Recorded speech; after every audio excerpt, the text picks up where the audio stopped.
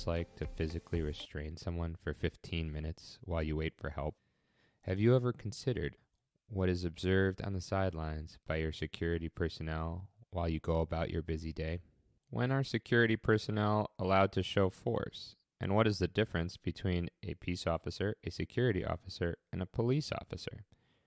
Learn the answers to these questions and many more on this episode of the Talk to Me Doc podcast. Welcome to the Talk to Me Doc podcast, where it's all about communication among the entire healthcare team. Let's talk to each other more effectively so that we can truly help our patients. And now your host, Dr. Andrew Tisser. Hey guys, this is Andrew. Welcome back to the Talk to Me Doc podcast, episode 4. If you've already subscribed, thank you so much. If you're new to the show, please hit subscribe because today, like with every episode, I bring to you the best guests from all around healthcare to discuss communication and how we can fix it. Today's guest is one many of you have been waiting for. Rick Jordan is a former IT specialist turned security personnel. In his 2 years at his current position, he has risen from corporal and now to sergeant. Rick feels that his career in IT, holding supervisory and training roles, gave him the skill sets needed to excel. Rick continually strives for safety, primarily with medical staff using a proactive and lead-by-example approach. Without further ado, let's welcome Rick onto the show. Hi, Rick. Welcome to the Talk to Me Doc podcast. Hi, Andrew. Thanks for having me here. Good to be on the show. Absolutely. Thanks for coming on. I really appreciate it. I've already recorded a little bio about you, but if you could give the listeners in a few sentences a little bit about yourself and your background and your career trajectory at this point. Sure. So, like I said, my name's Rick. Currently, I'm a sergeant in it's a smaller time hospital, probably medium sized. Basically, I'm a shift supervisor. Previous to this, I worked in the IT industry, working at various places. I'm not too good at describing myself, so that's why I did the little bio part initially. But that's good. You're a supervisor in security. How long were you employed as a security officer before taking a more supervisory role? So basically I am about 2 years, just under 2 years in total. I came in as just a regular security officer. I think I was only in for about a month and a half, 2 months. Then I became into corporal, which is the weekend supervisor. And then 2 days during the week, I was just a regular officer. So I kind of, still had my foot in the door as to how regular guards go through their day-to-day as well, which I think actually kind of helped me in my supervisor role, because I'm kind of still in the field there to see exactly what's going on instead of, just sitting behind the desk, so to speak. Yeah, prior to that, I was working for Verizon Fios for 3 years. Got a buyout from them, and that's basically how I ended up in the security industry after a career change. Going forward, I'm probably just going to remain as a security supervisor.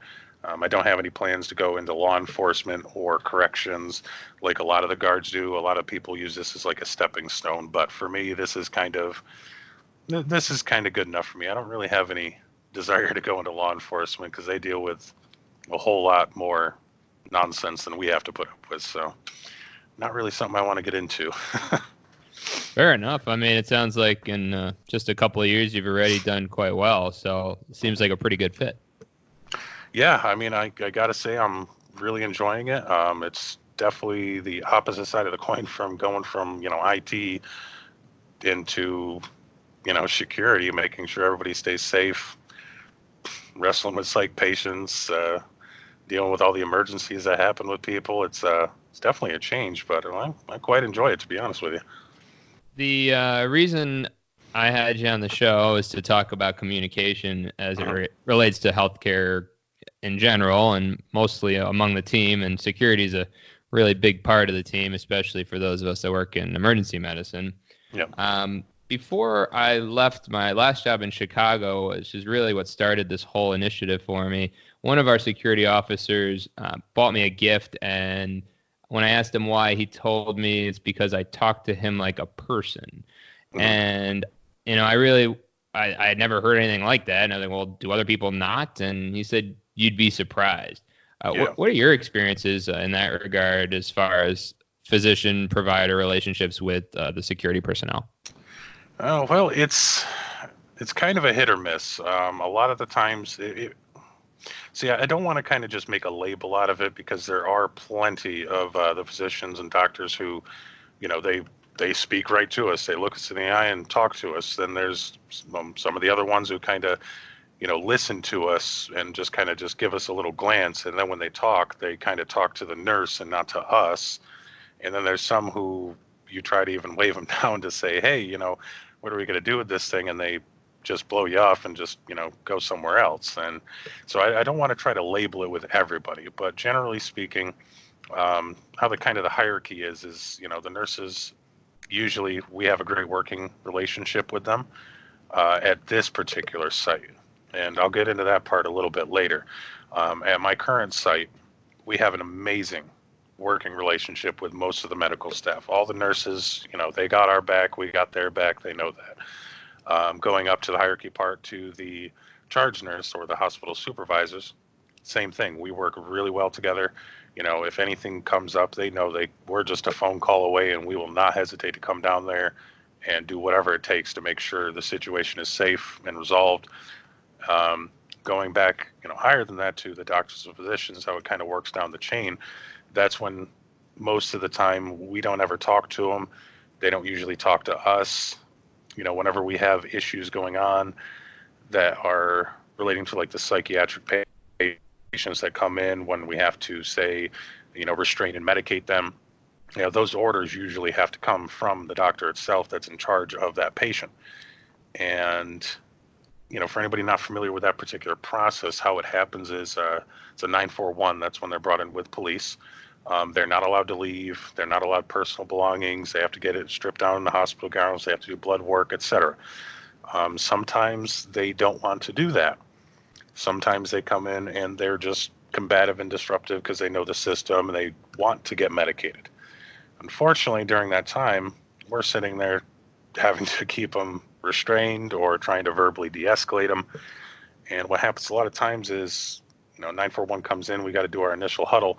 The doctor will come on, sign off on it basically, and get the initial report, usually go talk with the patient for 10 to 30 seconds, and then goes back to his desk and usually is just disappearing when this psych patient starts acting up. And I can tell you now that restraining somebody for upwards of 10 to 20 minutes while we're trying to locate this doctor to put in the orders for medication and restraints, it's very exhausting to physically be holding on to somebody that is struggling with all their force to get away.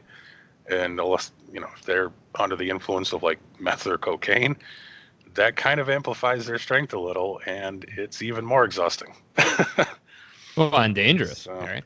It absolutely is. I've been injured twice on the job restraining psych patients. One of them was a 225-pound methed out guy who was also a pipe worker, so he was pretty strong to begin with. And and that part there wasn't a problem with the doctor part. I'm just saying in general, it happened in 30 seconds, and there was 3 people injured. 2 security officers and the charge nurse were injured by this guy, and it happened in 30 seconds. And you think of that, if we have to sit there and we're trying to hold on to this guy for 10 to 15 minutes because the doctor is gone, who knows what's going to happen. So that's kind of what communication directly with the physicians would definitely be a problem here. And that's really the only time we ever interact or anything with doctors, to be honest. Mm-hmm. Right. I mean, in that situation, if you had a good relationship and you could be like, hey doc, what are we going to do? And you'd be like, oh, we got meds coming right up or something, or hold on, or, sometimes from a physician perspective, there's only certain medications we can use due to history, due to other medications they're on, but, you don't necessarily know that. And when we disappear to our computer or to our desk to look something up from your perspective, it might just be that it looks like we're abandoning you. Whereas, a quick nod and, helps come in on the way as far in the form of chemical restraints might be something that would be, at least reassuring to you, I would think. Yeah. Yeah, but usually we don't even get anything like that. We're just sitting here holding on to this guy, and a lot of times the nurses are looking around too, like, "Hey, what are we doing here, guys?" And yeah, it's it's kind of demoralizing, not gonna lie. I believe that. Yeah, for sure. At my current facility, I was telling you before the show, we don't have in-house security, but at all the other sites I worked at in Chicago, of course, we had quite a presence. Yeah. And I, myself as a physician, I knew that I could always look to you guys for support whenever so I could be a physician and I could talk to the patients and do what I needed to do, but I knew that if something went awry, you guys were always there, and that was personally reassuring to me. So, yeah, I always got a shout out to security. You guys are awesome. But the other thing I wanted to ask you, so I did a little informal social media survey before this episode as to who people wanted to hear from, and an overwhelming response was security. Oh, why do you think? Okay. Why do you think that is? Any idea?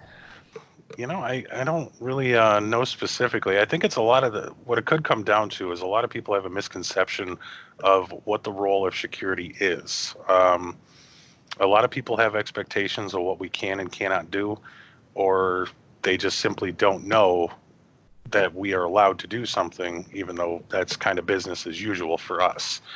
I do know that from what I can see on social media as well, is that there's a very big conception that security, quote, does nothing, or, security is just a whole bunch of old guys sitting there reading a crossword puzzle, and if they get called, well, they're not going to do anything anyway, so why bother?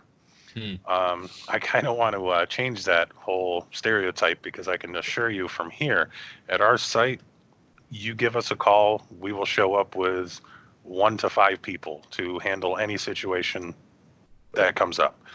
The only difference is, though, is when it comes to use of force. That's what we term any time that we go hands-on with someone. Use of force. It's authorized with psych patients because they're not allowed to leave. If they get combative and they're trying to harm themselves or harm someone else, we can, drop of a hat, we can go hands-on with them to make sure that they stay safe, they don't leave the room, etc. So that part is pretty much cut and dry. There's no gray areas. We're allowed to go in. The only difference is that when it comes to non-psych patients, for example, just your average patient, say even if they're, quote, a drug seeker who comes in and is getting all mouthy and loud and, kind of being a little bit verbally aggressive with the medical staff, we're not allowed to go in there and just, grab them and haul them out, There's a difference between a security officer, a peace officer, and a police officer. Most sites have just security guards. We're security officers. We are at the kind of the low end of the spectrum when it comes to that type of enforcement. Peace officers are essentially police officers, except they are only police. They only have the police sovereignty duties and responsibilities at that particular site while they're on duty. Police officers are, of course, always on duty wherever they go. So that's kind of the differences there. Peace officers can kind of go hands-on at any time with anybody. Security officers, we cannot do so unless if there's a criminal activity happening. For example, if somebody displays a weapon or somebody actually starts assaulting someone, absolutely, we can go hands-on with them. We'll probably handcuff them and detain them until law enforcement arrives to bring them into custody. But if they're just being verbally loud and obnoxious, we can't do anything. And what that is portrayed as to nurses or medical staff in general is that, oh, well, security showed up and they did nothing. Well, it's because we can't go in and grab this guy, because we can then be held liable personally, not charges filed against our company or against security in general. They would come to us personally for assault and battery charges. We can also have civil rights violation lawsuits filed against us personally for detaining them against their will, which is a violation of their human rights. It's basically any time that we go hands-on, it's a risk to us personally.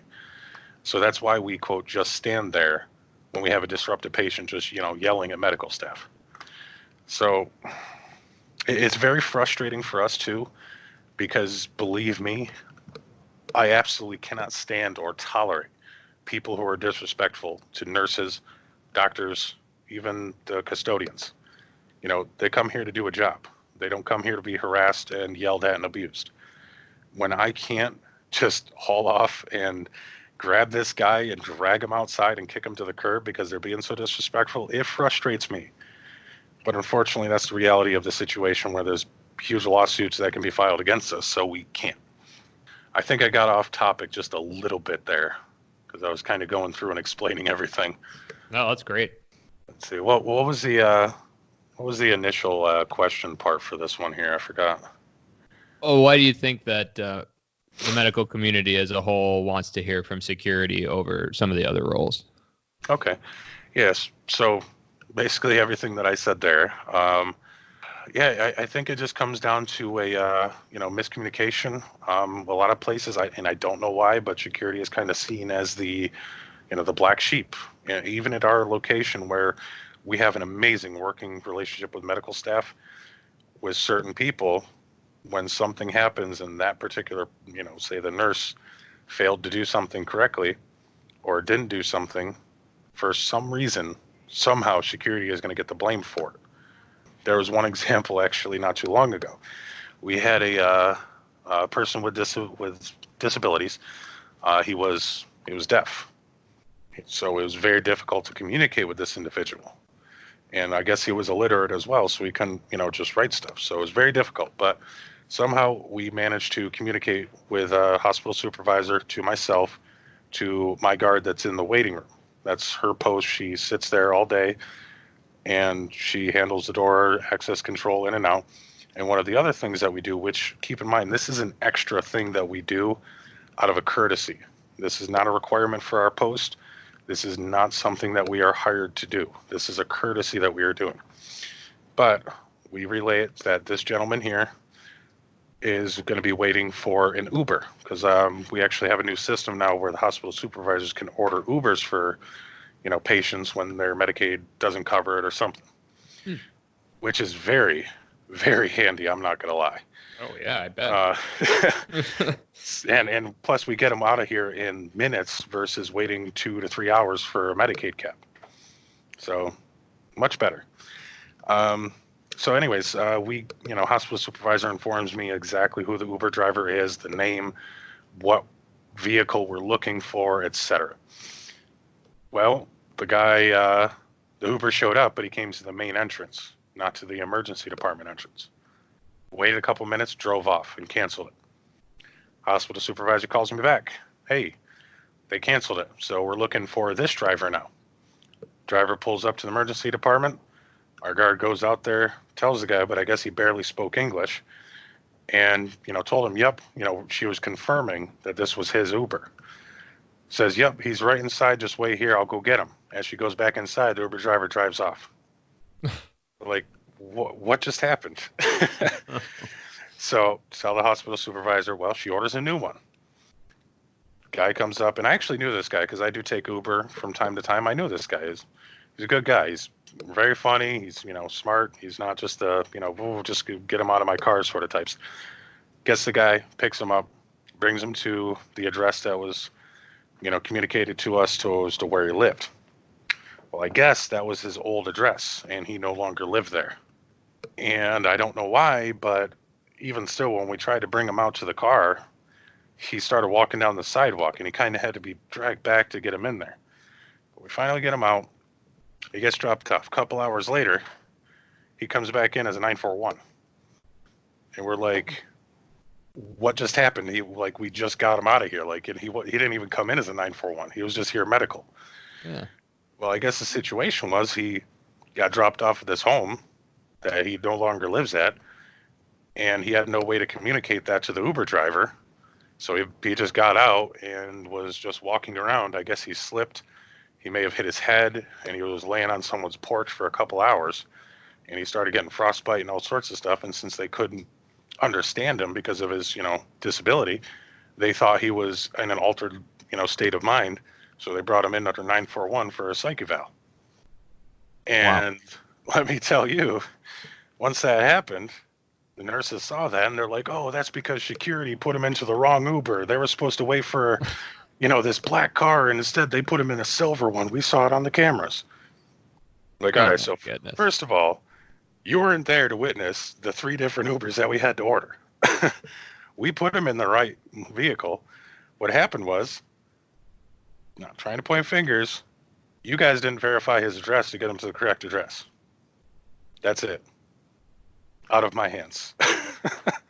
Sure. But yeah, I know it was a bit of a long-winded story, but that's just one example as to, at no fault of our own, we actually went above and beyond our call of duty, and somehow we still managed to get the blame for this incident. Right. So it's very frustrating when things like that happen. I can imagine. And that's how many breakdowns in communication there were just in that single story that would have made a difference for this patient and would have made a difference for all of you guys working a relationship. So, the other thing I'm interested in asking you is security as an observer. I mean, you guys a lot of times are kind of in the background and you see everything. So, have you personally witnessed any real difficulties in communication among the team, the greater healthcare team itself, that you could talk about, that maybe something that happens more than once that you'd say, well, if we could fix this, it would really be a better situation? Oh yeah, all the time. Well, I don't want to say all the time to make it sound like everyone's incompetent, but No. no, I do see it. It's a regular occurrence. I don't really think it's any one particular person's fault. It's like you said, it's a breakdown in communication. And plus with right now too, we think in the last 8 to 10 months, we switched over to a new healthcare system for all their logging and documenting and all that stuff. So that was a challenge to begin with. So there's still, even from then, there's still a lot of, how do I do this? How do I do that sort of things? They also had a change with the labs as well. So there's a lot of that being an issue where people are trying to adjust to their new systems and setups, so it's slowing down the labs, makes things a little bit more difficult. What I see happen a lot of times though is we start to get a little busy, not even a little busy, we start to get busy, and we have people that are coming in for, not necessarily an emergency condition, and they start getting frustrated because of the long waits. That obviously has nothing to do with miscommunication, but it ties into the next part, which is, they're already waiting probably a couple hours just to get back into a room. We all know that it's a non-emergency condition, but that also doesn't mean that they're not supposed to get treated and tested like normal. So what happens a lot of times is we'll have a critical patient come in, because we're also the stroke center, by the way. So we'll have, a critical patient come in. Obviously, it's kind of all hands on deck trying to save this person. Doctor is over there dealing with a code, and nursing staff and everybody is busy with that. Nurses are jammed with, 4 to 10 patients or whatever. And next thing you know, that this person that's coming in with a relatively minor condition, but still needs to wait to get like a test done or something like that. Well, guess what? The doctor forgot to do it. Or the nurse forgot to go check in on them. It's perfectly understandable, in my opinion, because dealing with someone who's dying is a little bit more important than remembering to order a urine sample for this person that might have, a cold or something. So I honestly get it. Things happen. And then when it's finally kind of caught on to, by this point, it's 3 hours later, and then the patient is, why didn't I get this test done hours ago? And they're getting upset. And I understand both sides. The only problem is they start getting upset and start yelling and screaming. And now I have to get involved. And next thing you know, they're getting even more upset because, you had to call security down here on me when all I want to do is get treated. And it's just very frustrating all around. And, try to explain this sort of thing as to how this happened to a patient that is already aggravated, it's pretty much impossible, and it's just going to, escalate the situation.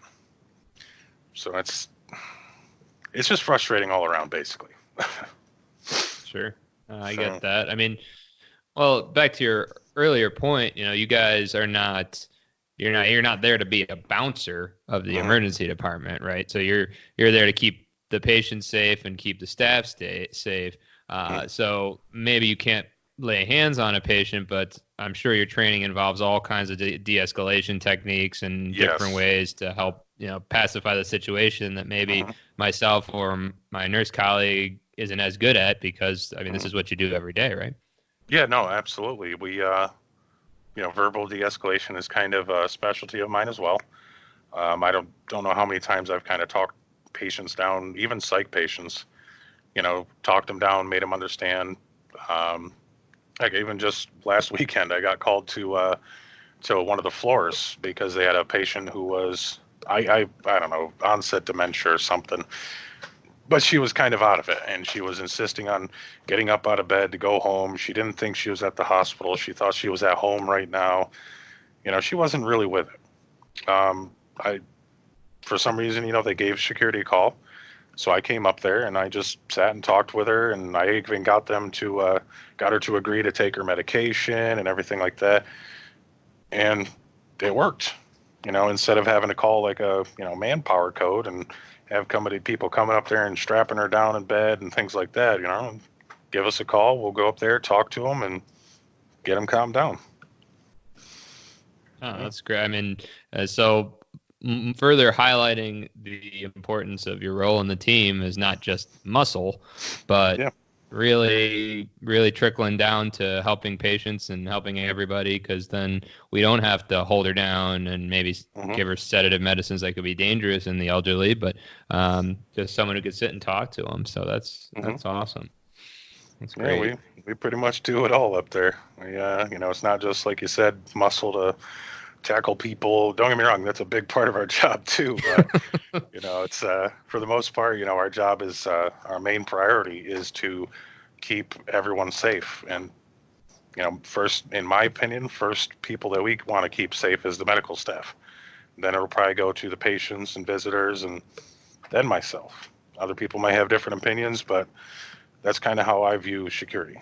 So well, that's very noble. I mean, I think you're a very integral part of the team, whether or not you're told that all the time. But I think this show really highlights how important different roles are, and it enlightens me as well as a physician into some of the other things that go on in your world. Plus, it gives security a voice, which I think is very important. Yeah, we definitely don't get a lot of chances to speak up, that's for sure. So what do you think as your role as a supervisor now? You're a sergeant now, as opposed to when you were, I guess, non-leadership role. Has your views on communication within the team itself changed at all, or just reiterated some of the things you already knew? No, I would probably say it did have to have a little bit of a change, because when you're not trying to undermine it or anything, but when you're, quote, just a guard, you don't have any of the bigger picture things to worry about.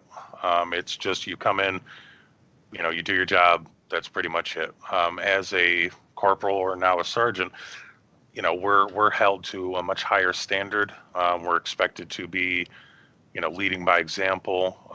We're expected to coach all of our guards to make sure that they're kind of following in our footsteps and doing the right thing. And also, when you're a supervisor, you interact with medical staff a lot more than you do as just a regular guard, because at the end of the day, we're the officer in charge. Anything that happens on the shift is my responsibility. So when we have, an aggressive patient coming in or anything like that, you're usually going to find the guards in the corner, ready to do the paperwork, do the search, handle anything that happens. And then the officer in charge is usually out talking with the nurse or the charge nurse, getting a game plan ready of how are we going to handle this situation. So it definitely does. You see a lot more when you're a supervisor than if you're a guard. So yeah, I can't even I can't put it into words of how the differences between them when, the awareness that kind of comes when you start seeing more on the back end of how the inner parts work. When I was just a regular guard, I didn't know what a charge nurse was. I didn't know what a charge nurse actually did. I knew that the hospital supervisor was a guy or girl that walked around with a clipboard. I didn't know the difference between the the doctors and the NPs, or physician's assistants, I think they're called. I don't know, but they all sit in a big row there. I didn't really know the differences between them all. I didn't know the differences between this nurse or that nurse, or what are these people doing as a whole, until kind of I became a supervisor, and you kind of mingle around and talk with everybody. So, do you think, in addition to your added responsibilities, do you think that your further understanding of the different roles and being more involved in those meetings, like, improved your job, that it made it somewhat easier, aside from having more to do? But the day-to-day, was that easier, or was that more challenging? No, it was much easier when you have a good rapport and understanding with medical staff, and they know how you operate and you know how they operate. You kind of know what they expect of each other, and they know what you expect. It makes my life so much easier when it can kind of just run itself.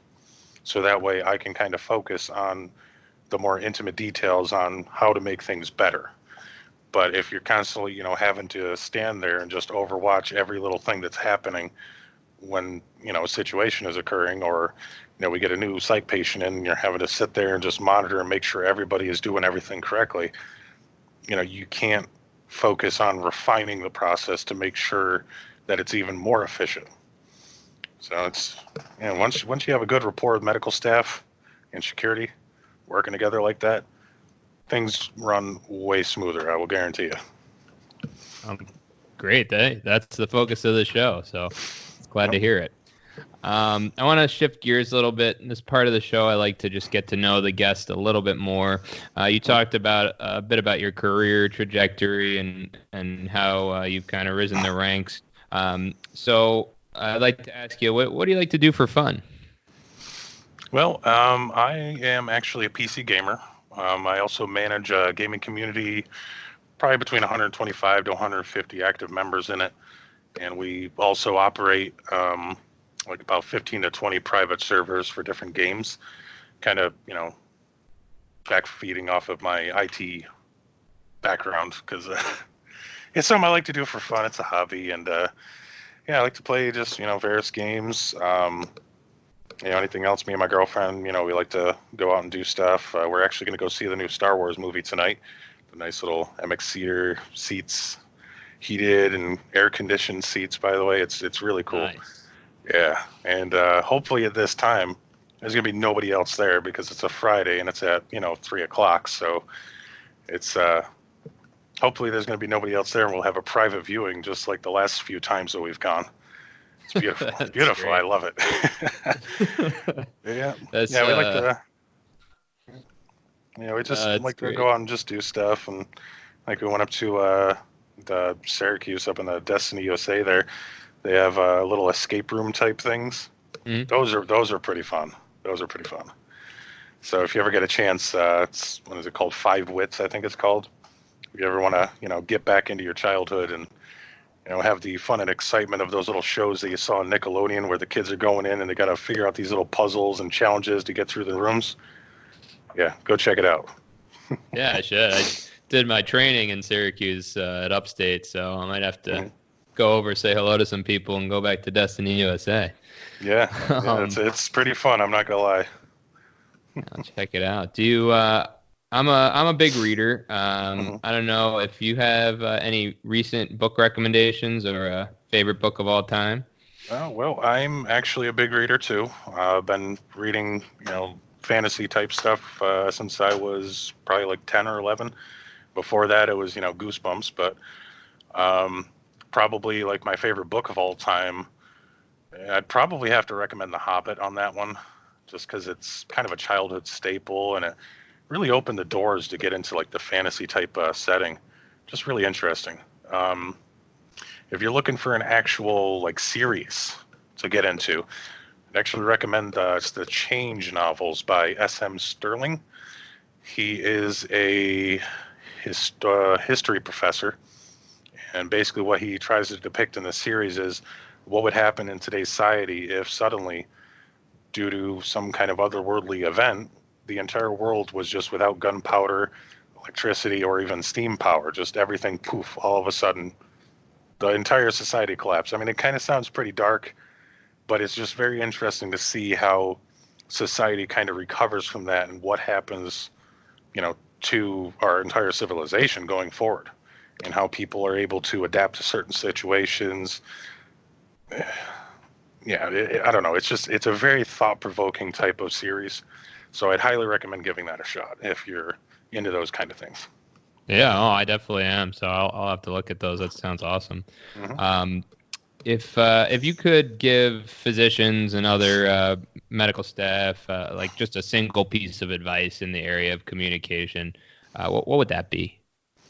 Well, like I said before, we don't really interact too much with physicians. It's mainly the nurses, but the only times that we actually do interact with physicians is when we have combative psych patients that come in. And, like I said, just be there. If we have a psych patient come in, don't just take the report and disappear, hang around, or at least just be nearby, because it also would kind of help your diagnosis of how to handle this patient going forward if you're kind of able to see their behavior rather than just hearing somebody telling you what they're doing. It's just be available for us, and holding someone down for 15 minutes is horrible. Oh, man, yeah, I can only imagine. Yeah, that's great advice. I'll be sure to take that to heart, and I'm sure others will as well. Rick, if people want to learn more about you or security as a whole, how can they get in touch with you? Oh, well, they can always add me on Facebook there, just under my name.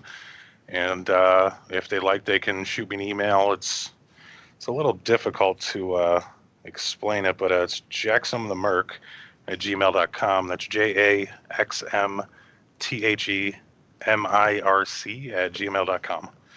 You can go ahead and shoot me an email, ask some questions. I'll be more than happy to discuss anything with you. Awesome. And for the listeners, I'll put all that in the show notes for you. Well, Rick, I really enjoyed this conversation we've had. A lot of insights. Really good to kind of step into your world and learn about some of your challenges and how we can do better. So thank you so much again for coming on the show. Well, that's no problem. It's definitely my pleasure. And, you have any future shows you want security input, feel free to give me a call. Will do, Rick. We'll talk soon. Thanks. All right. Sounds good.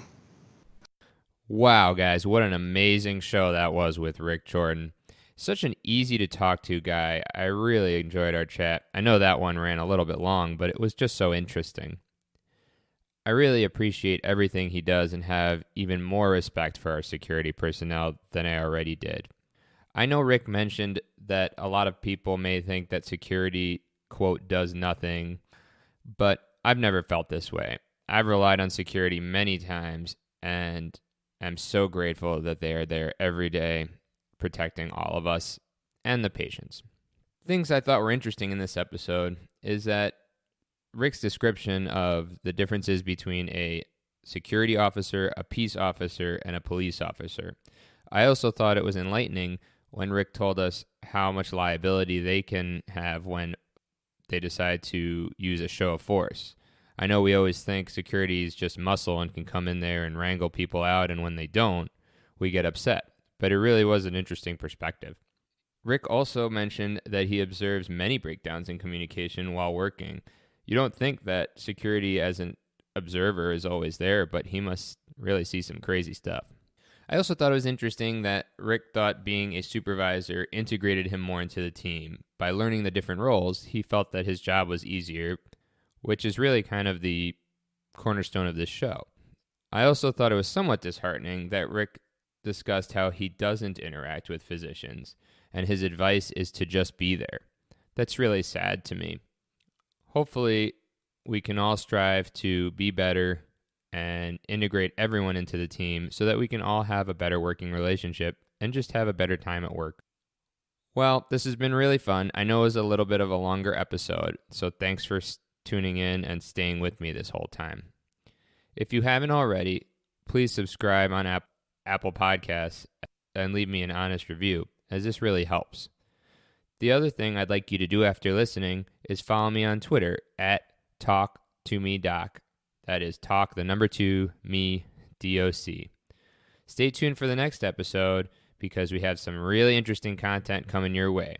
Till next time, keep talking to each other.